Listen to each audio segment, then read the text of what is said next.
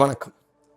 சமீபத்தில் உலகம் முழுக்க பேசப்படுற ஒரு பரபரப்பான செய்தி என்ன அப்படின்னா, ஜனவரி 3ஆம் தேதி வெனிசுலா நாட்டில் அவங்களோட அதிபர் நிக்கோலஸ் மதுராவும் அவரோட மனைவியும் அமெரிக்க இராணுவத்தால் கைது செய்யப்படுறாங்க. வெனிசுலாவோட தலைநகருக்குள்ளே இறங்கின அமெரிக்கன் மிலிட்ரி வந்து அங்கே நைட்டு ஃபுல்லாக கரண்ட் கட் பண்ணி, ஸோ அன்அஃபிஷியலாக யுஎன்னோட ஐநா சபையோட அப்ரூவல் எதுவுமே இல்லாமல் அவங்க நாட்டு அதிபரையும் அவங்க மனைவியும் அரெஸ்ட் பண்ணியிருக்காங்க. இதுதான் மிக பரபரப்பாக பேசப்படுது. வெனிசுலா நாட்டில் என்ன நடக்குது, எதுக்காக கைது செய்யப்பட்டாரு, வெனிசுலாவோட வரலாறு என்ன அப்படிங்கிறத ஷார்ட்டாக பார்க்கலாம். வாங்க வரலாறு பேசலாம்.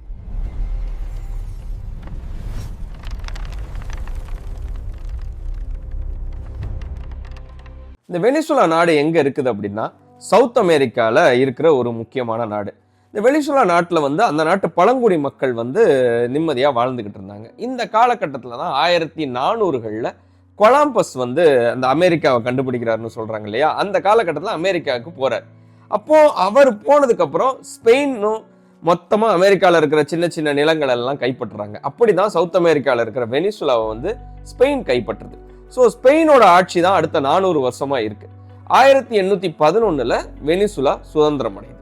வெனிசுலா சுதந்திரம் அடைந்ததுக்கு அப்புறம் ஒரு சாதாரண ஒரு அடித்தட்டு மக்கள் வாழ்க்கையை தான் அந்த மக்கள் வாழ்ந்துகிட்டு இருக்காங்க. எந்த ஒரு சண்டை சச்சரவு இல்லாம நிம்மதியாக தான் போய்கிட்டு இருக்கு. அந்த காலகட்டத்தில் தான் அவங்க வாழ்க்கையில ஒரு மிகப்பெரிய மாற்றம் ஏற்படுது. வெனிசுலா நாடு வந்து மிக ஒரு நல்ல ஒரு இயற்கை வளம் வாய்ந்த நாடுன்னே சொல்லலாம். இப்போ உலகத்துல இருக்க நாடுகள்ல 17 நாடு தான் மெகா டைவர்ஸ் நாடுகள் அப்படின்னு சொல்லுவாங்க. அதாவது இந்த நாடுகள் எல்லாம் எல்லா வகையான உயிரினங்களும் நிறைய உயிரினங்கள் காணப்படும். அதனால இதெல்லாம் மெகா டைவர்ஸ் கண்ட்ரிஸ் அப்படின்னு அழைக்கப்படுவாங்க. இந்தியாவும் அதுல ஒரு நாடு. அதுல அந்த 17 நாடுகள்ல ஒரு நாடு தான் வெனிசுலா. வெனிசுலா நாட்டுல ஒரு ஏரி இருக்கு, மரக்கைபோ அப்படின்னு ஒரு ஏரி இருக்கு. இந்த ஏரி வந்து ஒரு விசித்திரமான ஏரி. உலகத்துல இருக்க எல்லா ஏரிகளும் ஒண்ணு நன்னீர் ஏரியா இருக்கும், இல்ல உப்பு நீர் ஏரியா இருக்கும். இந்த மரக்கைபோ ஏரி மட்டும் எப்படி அப்படின்னா, அதோட வடக்கு பக்கம் வந்து நன்னீரா இருக்கும், தெற்கு பக்கம் வந்து உப்பு நீரா இருக்கும். இந்த மாதிரி ஒரு வித்தியாசமான ஏரி. ரெண்டு நீரும் கலக்கவே கலக்காதான், அப்படி ஒரு ஏரி. இன்னொன்று, அந்த ஏரியில இன்னொரு வித்தியாசமான ஒரு சம்பவம் நடக்கும். அதாவது அந்த ஏரியில எப்போ பார்த்தாலும் இரவு நேரங்கள்ல மின்னல் வெட்டிக்கிட்டே இருக்கும். ஒரு வருஷத்துக்கு கிட்டத்தட்ட 12 லட்சம் முறை அந்த ஏரி மேல மின்னல் வெட்டுமா. அதனாலேயே இந்த கரீபியன் கடல்ல கப்பல்ல பயணிப்பாங்கல்ல மாலுமிகள், அவங்க எல்லாம் அந்த மரக்கைபோ ஏரியை தான் ஒரு கலங்கரை விளக்கமா பயன்படுத்துவாங்களாம். ஸோ அப்படி ஒரு வித்தியாசமான ஏரி வந்து வெனிசுலா நாட்டில் இருக்கு. இந்த ஏரி கடல்ல கலக்குதுல, அந்த இடத்துல 1920களில் பெட்ரோலியம் இருக்கு அந்த நிலப்பரப்புக்கு அடியில் அப்படிங்கிறது கண்டுபிடிக்கப்படுது. இந்த எண்ணெய் வளம் இருக்குங்கிற கண்டுபிடிக்கிறது தான் வெனிசுலா நாட்டோட தலையெழுத்தையே மாத்துது. ஏன்னா அந்த காலகட்டத்தில் எல்லா நாடுகள்லையும் எண்ணெய் வளங்கள் கண்டுபிடிக்க ஆரம்பிக்கிறாங்க. அப்போ இங்கேயும் ஒரு மிக அதிகமான எண்ணெய் வளம், அதாவது உலகத்திலேயே அதிகமான எண்ணெய் வளம் கொண்ட ஒன் ஆஃப் த கண்ட்ரி அப்படின்னு வெனிசுலா சொல்லப்படுது. அப்போ அவங்களோட வாழ்க்கையை வந்து மொத்தமா புரட்டி போடுது அந்த எண்ணெய் வளம். அப்போ உலக நாடுகள் எல்லாம் வெனிசுலாவை தேடி வர்றாங்க. அப்போ வெனிசுலாவோட பொருளாதாரம் வந்து அப்படி ஒரு மிகப்பெரிய வளர்ச்சி அடையுது. மக்கள் எல்லாம் ரொம்ப சந்தோஷமா இருக்காங்க. இதுல குறிப்பா அமெரிக்காவோட பல நிறுவனங்கள் தான் இங்க வந்து எண்ணெய் எடுக்க ஆரம்பிக்குது. அப்போ மக்களோட வாழ்வாதாரம் வந்து என்னதுன்னா ஒரு அடுத்த கட்டத்துக்கு போகுது, மிக உயர்ந்த கட்டத்துக்கு போகுதுன்னே சொல்லலாம். இப்படியே போய்கிட்டு இருக்க காலகட்டத்தில் தான் 1970களில் என்ன பண்ணுதுன்னா, வெனிசுலா இந்த எண்ணெய் வளம் எல்லாம் கார்பரேட் கையில் இருக்குது. ஏன்னா அமெரிக்க நிறுவனங்கள் தான் மேக்சிமம் வந்து இங்கே எண்ணெய் எடுக்கிறாங்க.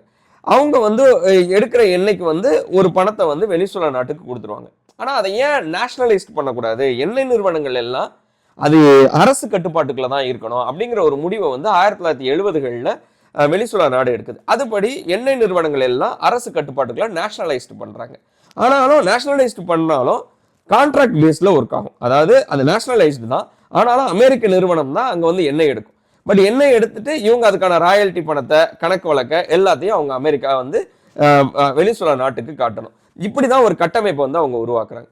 இப்படியே போய்கிட்டு இருக்கு, நல்லா தான் போய்கிட்டு இருக்கு. 1970களில் இருந்து 1999 வரைக்கும் நல்லா தான் போயிட்டு இருக்கு. அப்பதான் 1998ல தான் அவங்க நாட்டுக்கு ஒரு அதிபர் வராரு, ஹூகோ சாவேசு அப்படின்னு ஒரு அதிபர் வராரு. இந்த சாவேசு தான் என்ன பண்றாரு அப்படின்னா, இது நேஷனலைஸ்டா மட்டும் இருக்கக்கூடாது, இதுல இன்னும் பல கட்டுப்பாடுகள் விதிக்கணும் அப்படின்னு சொல்லி இந்த எண்ணெய் கம்பெனியை வந்து சில ரூல்ஸ் எல்லாம் கொண்டு வர்றாரு. இதுக்கு அவர் முக்கிய காரணமா அவர் என்ன சொல்றாரு அப்படின்னா, அதாவது எண்ணெய் வளம் வந்து நம்மளோட அரசு கட்டுப்பாட்டுல இருந்தாலும் அதுல அமெரிக்கா போன்ற பல நாட்டுகளோட நிறுவனங்கள் தான் வந்து எண்ணெய் எடுக்கிறாங்க. அவங்க காட்டுறதுதான் கணக்கு. இப்ப எடுத்துக்காட்டுக்கு நான் சொல்றேன் பாருங்களேன். 1 லிட்டர் எண்ணெய் எடுக்கிறாங்க, 1 லிட்டர் பெட்ரோல் எடுக்கிறாங்க அப்படின்னா அந்த 1 லிட்டருக்கு 10 ரூபா ராயல்டி வெனிசுலா நாட்டுக்கு கொடுக்கணும். 10 லிட்டர் எடுத்தாங்கன்னா 100 ரூபா கொடுக்கணும். ஆனா அவங்க கணக்கு காட்டுறதே நான் 2 லிட்டர் தான் எடுத்தேன் அப்படின்னா 20 ரூபா கொடுத்தா போதும். அந்த 80 ரூபா ப்ராஃபிட் வர வேண்டியது இவங்களுக்கு கரெக்டா வராது. ஸோ இந்த குளறுபடிகள்லாம் நடக்கிறனால இந்த சாவேஸ் வந்து என்ன பண்றாரு அப்படின்னா நிறைய கட்டுப்பாடுகள் விதிக்கிறாரு. இதை ஆப்ரேட் பண்றது இவங்க வெனிசுலா நாடு தான் பண்ணோம், நிறுவனங்கள் பண்ணக்கூடாது அப்படிங்கிற ஒரு கட்டுப்பாடை கொண்டு வர்றாரு. அதாவது மேக்சிமம் அதோட ஆப்ரேஷன் அண்ட் மெயின்டெனன்ஸ் வந்து கவர்மெண்டே பண்ணும். அதுல இருக்கிற கம்பெனிகள் வந்து மினிமம் கான்ட்ரிபியூட் பண்ணா போதும், மீதி எல்லாம் கம்பெனியே பண்ணும் அப்படின்னு அறிவிக்கிறது. இதுதான் அமெரிக்கால இருக்கிற முக்கியமான நிறுவனங்கள் மற்ற நாட்டு நிறுவனங்களுக்கெல்லாம் சிக்கலாய் போயிருது. ஏன்னா ஒரு 70 வருஷமா 1920கள்ல இருந்து 90கள் வரைக்கும் மிகப்பெரிய லாபத்தை வெனிசுலா நாட்டு எண்ணெயில இருந்து அவங்க பார்த்துட்டாங்க. இப்போ திடீர்னு இப்படி ஒரு அறிவிப்பை வந்து சாவேஸ் அறிவிச்சோடனே அவங்களுக்கு வந்து ஒரு மிகப்பெரிய அதிர்ச்சி ஆகுது. இதுல ஒரு பிரைவேட் ஆப்ரேட் பண்றதுக்கும் கவர்மெண்ட் ஆப்ரேட் பண்றதுக்கும் டிஃபரன்ஸ் இருக்கு இல்லையா? அப்போ கவர்மெண்ட் ஆப்ரேட் பண்ணும்போது என்ன ஆகுது அப்படின்னா அந்த ப்ரொடக்ஷன் வந்து கம்மியாகுது. இதுக்கு முக்கியமான காரணம் என்ன அப்படின்னா சாவேஸ் உள்ள வந்தோன்னு இன்னொரு விஷயம் பண்றாரு. இந்த கார்பரேட்டுக்கு சப்போர்ட்டா யாரெல்லாம் இருக்காங்களோ அவங்களெல்லாம் அபிஷியலா வேலை பார்க்குறவங்க எல்லாத்தையும் வேலையை விட்டு தூக்குறாங்க. கிட்டத்தட்ட 30,000 பேரை வேலையை விட்டு தூக்குறாங்க. இவங்க எல்லாம் யாருன்னு சொல்றாங்கன்னா ஸ்கில்டு எம்ப்ளாயிஸ். ஸோ அந்த எண்ணெய் நிறுவனங்கள்ல நல்லா வேலை தெரிஞ்சவங்க வேலையை விட்டு தூக்கப்படுறாங்க. இவங்களுக்கு சப்போர்ட் பண்ணப்படுற முக்கியமான ஆட்களை வேலைக்கு வைக்கிறாங்க. அதாவது அதுக்கு முன்னாடி எண்ணெய் நிறுவனம் வந்து ஒரு பணம் கொளிக்கிற ஒரு இடமா இருந்துச்சு. அதை பொலிட்டிக்கல் வெப்பனா சாவேஸ் மாத்துறாரு. அவரோட ஆட்கள் தான் உள்ள முக்கியமான இடத்துல எல்லாம் வேலைக்கு இருக்கணும் அப்படிங்கிற மாதிரி மாத்துறாரு. இதை எதிர்த்து மக்கள் மிகப்பெரிய போராட்டம் பண்றாங்க. பட் ஸ்டில் சாவேஸ் வந்து அவரோட ஸ்டாண்ட்ல இருந்து பேக் எடுக்கவே இல்லை. அப்போ வெனிசுலா கண்ட்ரோல்ல தான் இந்த மொத்த எண்ணெய் நிறுவனங்களும் ஆப்ரேட் ஆகிட்டே இருக்கு. சாவேஸு 2011 இறந்து போறாரு. இப்போ சாவேஸ் இறந்ததுக்கு அப்புறம் அடுத்து ஒரு அதிபர் வர்றாரு, நிக்காலஸ் மதுரா. இப்போ அரெஸ்ட் பண்ணாங்க இல்லையா, அவர் வர்றாரு. அவர் வந்ததுக்கு அப்புறமும் இது கண்டினியூ ஆகுது. அவர் எந்த பாலிசியில எந்த ஒரு சேஞ்சஸும் பண்ணல. எண்ணெய் நிறுவனங்கள் வந்து வெனிசுலா கட்டுப்பாட்டுக்குள்ள தான் இருக்கும். அவங்க கட்டுப்பாட்டுக்குள்ள தான் மற்ற நிறுவனங்கள் கார்பரேட்ஸ் வந்து வேலை செய்யணும் அப்படிங்கிற கட்டுப்பாட்டை வந்து அவர் வந்து தளர்க்கவே இல்லை. அது அப்படியே கண்டினியூ ஆகுது. அமெரிக்கா வந்து தொடர்ந்து குற்றச்சாட்டு வைக்குது. இது வந்து ஒரு கரப்டட் மேனேஜ்மெண்ட் ஆகி போச்சு வெனிசுலா நாட்டோட மேனேஜ்மெண்ட். அண்ட் அங்க இருக்க நாடும் அந்த அரசும் வந்து எல்லா இடத்துலயும் அவங்க பணம் எப்படா அடிக்கலான்னு தான் பாக்குறாங்களே தவிர அந்த எண்ணெய் நிறுவனம் வந்து ப்ராப்பரா ஆப்ரேட் ஆகணும்னு அவங்க நினைக்கவே இல்லை. அது போக அவங்க வைக்கிற மிக முக்கியமான குற்றச்சாட்டு என்னன்னா லாட்டின் அமெரிக்கா, இந்த சவுத் அமெரிக்கா, இந்த நாடுகள்ல தான் இந்த ட்ரக் மாஃபியா வந்து ஒரு மிகப்பெரிய அளவுல செயல்படும். அப்போ இதை வந்து நார்கோ டெரரிசம் அப்படின்னு சொல்லுவாங்க. ஏன்னா மிக முக்கியமான மிக அந்த ட்ரக் கிங் பின் சொல்லுவாங்கல்ல, அவங்க எல்லாருமே இந்த லாட்டின் அமெரிக்காவை சுத்தி தான் அவங்க செயல்பட்டுக்கிட்டு இருப்பாங்க. அப்போ இந்த இப்ப இருக்கிறார்கள் அதிபர் நிக்கோலஸ் மடுரா, இவர் வந்து இந்த நார்கோ டெரரிசம்க்கு வந்து பயங்கரமா சப்போர்ட் பண்றாரு. மிகப்பெரிய கரப்ஷன் நடக்குது. அது போக இந்த நார்கோ டெரரிசம் வந்து அவங்களோட முக்கியமான ஒரு தொழிலா இருக்கு. அது அபிஷியலாக வந்து கவர்மெண்டே சப்போர்ட் பண்ணுது அப்படிங்கிற குற்றச்சாட்டு வந்து தொடர்ந்து அமெரிக்க அரசு வந்து வச்சுக்கிட்டே இருக்கு. அதுக்கான ஒரு ஆதாரபூர்வமான ஒரு விஷயம் வந்து கிடைக்கணும்னு தான் அவங்க வெயிட் பண்ணிக்கிட்டே இருக்காங்க. அப்போ என்னைக்காவது ஒரு நாள் அவங்க வந்து இதை வந்து அபிஷியலா அனௌன்ஸ் பண்ணியிருக்காங்க. இதுக்கு ஆதாரப்பூர்வமான ஒரு ப்ரூஃப் நீங்க கொடுத்தீங்கன்னா நீங்க மிகப்பெரிய ரிவார்டு வாங்குவீங்க. ஸோ இப்படி வெயிட் பண்ணிட்டு இருக்கும்போது தான் இப்போ அமெரிக்கா என்ன சொல்லுதுன்னா நார்கோ டெரரிசம் மதுரா பண்றாருங்கிறதுக்கான ப்ரூஃப் எல்லாம் எங்கள்கிட்ட இருக்குன்னு சொல்லிட்டு வெனிசுலா நாட்டுல மிக மோசமான ஒரு ஊழல் நடந்துகிட்டு இருக்கு அப்படிங்கிறத குற்றச்சாட்டு, இந்த மாதிரி சில குற்றச்சாட்டுகள்லாம் வச்சு ஐநாட்டை முன் அப்ரூவல் எதுவுமே வாங்காம திடீர்னு வெனிசுலா நாட்டுக்குள்ள வந்து அவங்களோட அதிபரை கைது பண்ணிடுறாங்க. இதுதான் இப்ப நடக்குது.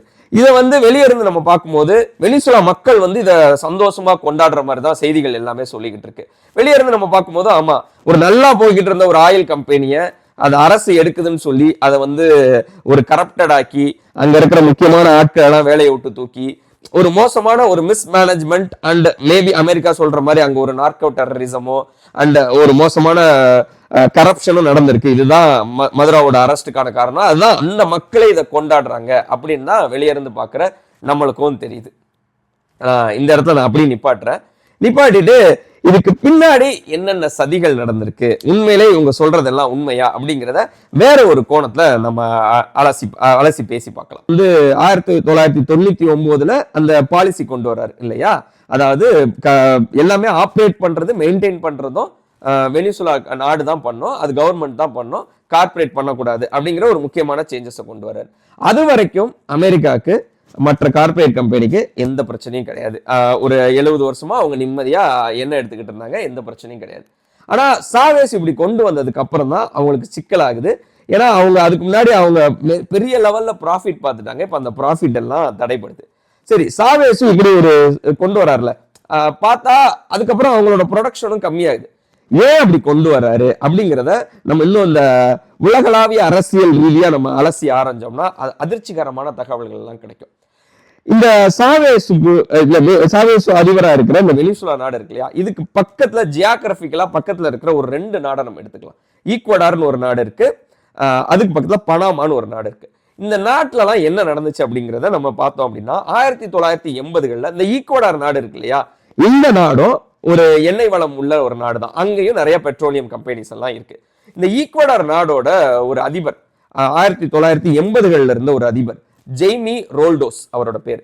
ஜெய்மி ரோல்டோஸ் என்ன பண்றாரு அப்படின்னா 1999ல ஷாவோஸ் கொண்டு வர்றாருல, இந்த மாதிரி சில பாலிசஸ் எல்லாம் 1980களிலேயே ரோல்டோஸ் வந்து ஈக்குவடார் நாட்டுல கொண்டு வர்றாரு. அதாவது அமெரிக்காவோட கட்டுப்பாட்டுக்குள்ள எங்க எண்ணெய் நிறுவனங்கள் இருக்கக்கூடாது, எங்க அரசு கட்டுப்பாட்டுக்குள்ள தான் இருக்கணும், கார்பரேட் கட்டுப்பாட்டுக்குள்ள இருக்கக்கூடாது அப்படிங்கிற சில வேலைகளை வந்து அவர் செய்ய ஆரம்பிக்கிறாரு. அப்போ அதை அமெரிக்க நிறுவனங்கள் வந்து அதை எப்படியோ வந்து அவரை எதிர்க்கணும்னு பாக்குறாங்க. பட் அவர் தானே அதிபர், அந்த நாட்டோட அதிபர், அவர் சொல்றதான பாலிசி, அவரை எதிர்த்து இவங்களால ஒண்ணுமே செய்ய முடியல. இந்த நேரத்துல தான் 1981ல ஒரு மிஸ்டீரியஸான ஒரு ஏரோப்ளேன் கிராஷ்ல வந்து அந்த அதிபர் வந்து செத்து போறாரு. இது வெளியிருந்து பார்க்கும்போது ஒரு விபத்து மாதிரி இருந்தாலும் அந்த லாட்டின் மக்களை பொறுத்த வரைக்கும் இது சிஐஏ செஞ்ச ஒரு படுகொலை அப்படின்னு தான் சொல்லப்படுது. இவர் செத்து 2 மாசத்துல பனமாவோட நாட்டோட அவங்க மிலிட்ரியோட தலைமையா இருப்பார்ல, அவரும் ஒரு பிளைட் கிராஷ்ல செத்து போறாரு. இந்த பனமா நாட்டுல வந்து எண்ணெய் வளம் கிடையாது, ஆனா அமெரிக்காவோட இன்னொரு சிக்கல் இருக்கு பனமா நாட்டுக்கு. ஏன்னா அந்த பனமா நாட்டுல தான் அந்த பனமா கால்வாய்னு ஒண்ணு வரும். அதாவது இந்த நார்த் அமெரிக்கா சவுத் அமெரிக்காக்கு இடையில கப்பல் பயணிக்கிற ஒரு சின்ன ஒரு கேனல் இருக்கும். இந்த கால்வாய் வழியா நிறைய கப்பல் போகும். அப்போ அதுல வந்து நிறைய செல்வங்கள் வந்து நிறைய பணம் கிடைக்கும் அந்த இடத்துல. அப்போ அந்த கேனலை யார் கண்ட்ரோல் பண்றதுங்கிற ரொம்ப முக்கியம். அப்போ அமெரிக்கா அதை கண்ட்ரோல் பண்ணிக்கிட்டு இருக்கும்போது பனமா நாட்டை சேர்ந்த சில அதிபர்கள் சில அரசுகள் வந்து என்ன பண்றாங்க, அதிகாரிகள்லாம் அதை எப்படி வந்து பனமா கண்ட்ரோல் ஃபுல் கண்ட்ரோலுக்கு கொண்டு வந்துட்டு அந்த ப்ராஃபிட் எல்லாம் நம்ம எடுக்கிறது அப்படிங்கிற மாதிரி சில வேலைகளை செய்ய ஆரம்பிக்கிறாங்க. இதுக்கு யாரெல்லாம் காரணமா இருக்காங்களோ அவங்க எல்லாம் மர்மமான முறையில கொல்லப்படுறாங்க இல்ல விபத்துன்னு கூட வெளிப்படையா விபத்துன்னு சொல்லப்படுது. ஆனா மர்மமான முறையில் கொல்லப்படுறாங்கன்னா அந்த நாட்டு மக்கள் சொல்றாங்க. அப்படி ஈக்குவடார் அதிபர் செத்து அடுத்து 2 மாசத்துல பனமா நாட்டோட மிலிட்ரி தலைவரும் செத்து போறாரு. இதை எல்லாத்தையும் பக்கத்துல இருந்தே பாக்குறாங்க வெனிசுலா நாட்டு மக்கள். ஏன்னா நான் சொன்ன 2 நாடும் வெனிசுலாவோட பக்கத்து நாடுகள் தான். அப்போ வெனிசுலா நாட்டு மக்களுக்கு ஒரு பயம் இருக்கும்ல, நாளைக்கு இதே தான் நம்ம நாட்டிலையும் நடக்கலாம் அப்படின்ட்டு. ஏன்னா இங்க இருக்க எண்ணெய் நிறுவனங்கள் மொத்தமும் யாரோட கட்டுப்பாட்டுல இருக்கு, முக்கியமான கார்பரேட், அதுவும் ஒரு 90% அமெரிக்காவோட கார்பரேட். இப்போ இங்கேயும் நாளைக்கு இப்படி ஒரு நிலைமை வந்துச்சு அப்படின்னா இதை தான் சாவேஸ் யோசிக்கிறார். அவர் அதிபரான உடனே நாளைக்கு ஒரு வேளை இவங்க கண்ட்ரோல்லே நம்ம இருக்கிறோம், இவங்க சொல்றதுதான் இன்னைக்கு 1 லிட்டருக்கு நான் 10 ரூபா தரேன்னு சொல்றான், நாளைக்கு நான் 1 ரூபா தான் தருவேன்னு சொன்னா, இல்ல நான் 50 பைசா தான் தருவேன்னு சொல்லிட்டா, இப்படியெல்லாம் அவங்க நம்மளை ஃபுல்லா ஓவர் டேக் பண்றதுக்குள்ள நம்ம அவங்களை கண்ட்ரோல் பண்ணணும்னு நினைக்கிறாரு சாவேசு. அதுக்கு தான் அவர் வந்து ஒரு ஸ்ட்ரிக்டான பாலிசி கொண்டு வர்றாரு. ஸோ ஈக்குவடாரோட அதிபர் என்ன செஞ்சாரோ அதே மாதிரி ஒரு சில விஷயங்களை தான் சாவேசோ 1999ல செஞ்சார். அப்போ அதுக்கு சிக்கலா என்ன இருக்கு அப்படின்னா, இந்த கம்பெனியில வேலை பார்க்குற சில ஆஃபீஸர்ஸே ஃபுல்லா கார்பரேட் சப்போர்ட்டடா இருக்காங்க. அப்போ அவங்களெல்லாம் வேலையை விட்டு தூக்கணும் தான் அத்தனை அரசு அதிகாரிகளையும் வேலையை விட்டு தூக்குறாங்க. அது ஸ்கில்டு லேபர்ஸா இருந்தாலும் பரவாயில்ல, ரிஸ்க் எடுத்து தான் ஆகணும். ஏன்னா ஒரு ஃபியூச்சர், ஒரு அடுத்த 100 வருஷத்துக்கு வந்து வெனிசுலா நாடு எந்த பிரச்சனையும் இல்லாம இருக்கணும்னா இந்த ரிஸ்கை நான் எடுத்து தான் ஆகணும் அப்படின்னு சொல்லி சாவேஸ் வந்து அந்த விஷயத்தை செய்யறாரு. சாவேஸ் என்ன செஞ்சாரோ அதே தான் மதுரா வந்து கண்டினியூ பண்றாரு. ஸோ இது ஈக்குவடார், பனாமா போன்ற வெளியில நடக்கிற நாட்டுகள்ல இருக்க சிக்கலை சொன்னேன். ஆனா வெனிசுலாக்குள்ளேயே ஒரு சிக்கல்லாம் ஏற்படுத்தியிருக்கு இந்த சிஏஏ அண்ட் ரகசிய உளவுத்துறைகளால. இந்த ஒரு மிக முக்கியமான ஒரு புத்தகம், உலகளாவிய வெற்றி பெற்ற ஒரு புத்தகம் வந்து பாத்தீங்கன்னா ஒரு பொருளாதார அடியாளின் வாக்குமூலம் அப்படிங்கிற புத்தகம். இந்த புத்தகத்துல ஜான் பெர்கன்ஸின்னு ஒரு சிஏஏ ஏஜென்ட், அவர் சிஏஏல வேலை பார்த்தவர் தான் எழுதியிருப்பாரு. இதுல வெனிசுலா நாட்டை பத்தி, அங்க அவங்க என்னெல்லாம் பண்ணாங்க, ஈக்குவடார் நாட்டுல என்னெல்லாம் பண்ணாங்க அப்படிங்கிற விஷயத்தையும் எழுதியிருப்பாரு. இதுல அவர் என்ன சொல்றாருன்னா, வெனிசுலா அதிபர், ஈக்குவடார் அதிபர் இறந்து போறாரு இல்லையா, அதே காலகட்டங்களில் வெனிசுலால அவங்க என்ன பண்றாங்க அப்படின்னா, வெனிசுலா நாடு வந்து முழுக்க முழுக்க எண்ணெயை நம்பி தான் அவங்களோட எக்கனாமியே இருக்கு. 90% அவங்க எண்ணெயை நம்பி தான் இருக்காங்க. அவங்கள்ட்ட வேற விவசாயமோ வேற தொழிலோ எதுவுமே கிடையாது.